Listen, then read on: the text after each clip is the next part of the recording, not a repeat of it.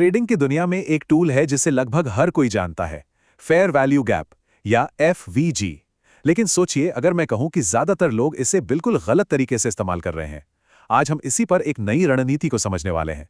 ये तो बहुत बड़ा दावा हो गया है ना। हमारा सोर्स कहता है कि एक ऐसा टूल जो इतना कॉमन है उसे असल में लोग सही से समझ ही नहीं पाए हैं। और सच कहूं तो इसी एक आइडिया ने हमें ये पूरा विश्लेषण बनाने पर मजबूर कर दिया।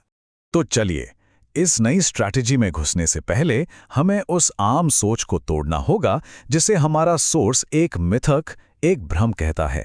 आखिर ज्यादातर ट्रेडर्स FVG को कैसे देखते हैं और वो कहां पर गलती कर रहे हैं। सीधे साधे शब्दों में कहें तो जब प्राइस इतनी तेजी से ऊपर या नीचे भागती है कि वो पीछे एक खाली जगह छोड़ देती है, बस उसी को फेयर वैल्यू गैप कहते हैं।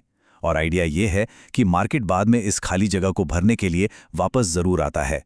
यही है वो क्लासिक तरीका जो सिखाया जाता है।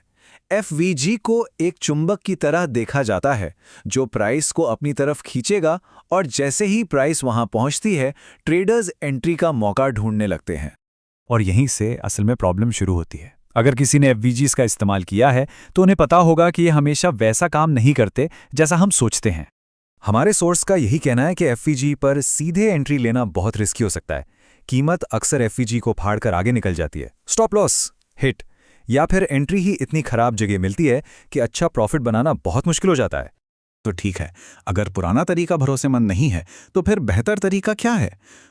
सोर्स एक 4 स्टेप की स्ट्रैटेजी बताता है जो FVG की भूमिका को पूरी तरह से बदल देती है। आप देखिए, इस स्लाइड में जो सबसे मजेदार बात है ना, वो है स्टेप 2 और स्टेप 4। सारा का सारा फोकस FVG से हटकर उस पॉइंट पर चला गया जहां से वो बड़ा मूव असल में शुरू हुआ था। यही है असली गेम चेंजर। तो सबसे जरूरी बात ये समझिए, FVG को ट्रेड एंट्री का दरवाजा मत समझिए, इसे बस एक साइन बोर्ड समझिए। ये आपको बता रहा है कि कीमत शायद वापस मुड़ेगी, लेकिन ये नहीं बता रहा कि कहां तक मुड़ेगी।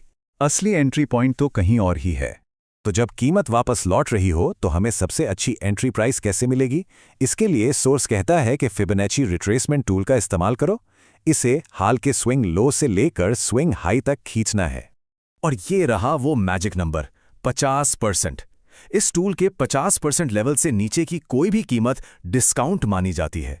मतलब अब ट्रेडर कोई महंगी चीज नहीं खरीद रहा, बल्कि डिस्काउंट पर खरीद रहा है।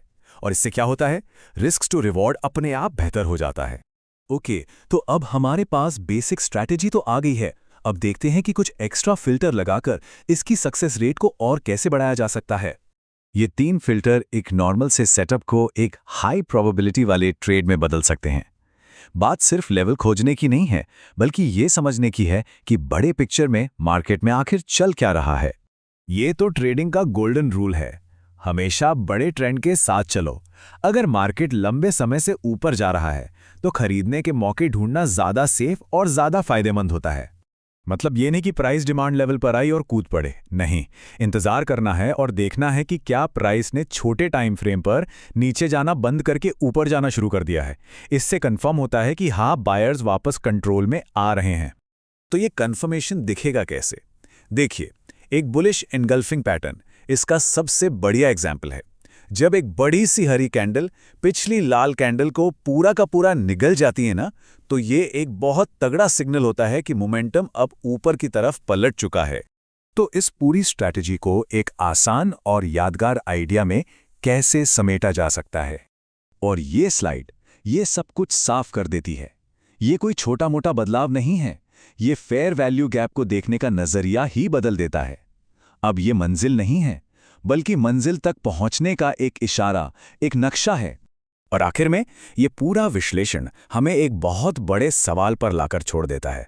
सिर्फ इसलिए कि कोई स्ट्रैटेजी पॉपुलर है, इसका ये मतलब नहीं कि वो असरदार भी हो। हमेशा सवाल करना और खुद चीजों को परखना ही समझदारी है। हमारे साथ जुड़ने के लिए धन्यवाद।